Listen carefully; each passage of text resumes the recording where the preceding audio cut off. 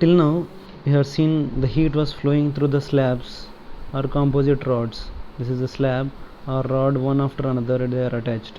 But in this class we are going to see how the heat can flow radially outwards. Say this is a sphere, solid sphere. So in a solid sphere, and at the temperature inside, the T1 is a temperature, outside is a temperature T2, how the heat can flow. So basically we have a formula H is equal to Ka into dt by dx. Okay, now the heat is going to flow outside. I am considering a distance radius r. So it's unlike the previous cases. It's not, conduction is not just happening only one direction, it's going in all directions. So going in all directions, so it will be little different than the previous ways. So for that we need to understand how to solve. So H remains a constant, K is a property of material, here is the area at a distance r. What is the area of a solid sphere?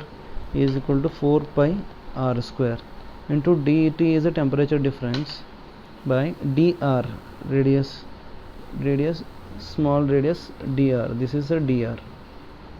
If you are going to solve, then so dt and dr by r square is equal to k 4 pi by h into dt. Integrations on the both sides. At the radius r1 temperature is T1, at radius r2 temperature is T2. So if we simplify, radius r1, here is temperature r1, temperature T1 is given, radius r2 temperature is T2 given. Okay, if do integrations, 4 pi into k by h dt T2 minus T1, it is equal to dr by r minus, so minus 1 by r will be the integrations. So r1 to r2, it will be 1 by r1 minus 1 by r2 is equal to 4 pi k by h into T2 minus T1. I can write h as radial heat transfer flow rate.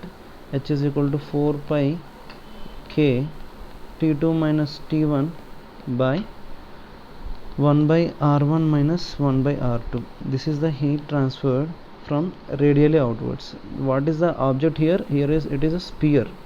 So spherical body, how the radius heat is going outside. Okay, this is a radial flow of heat. Thank you.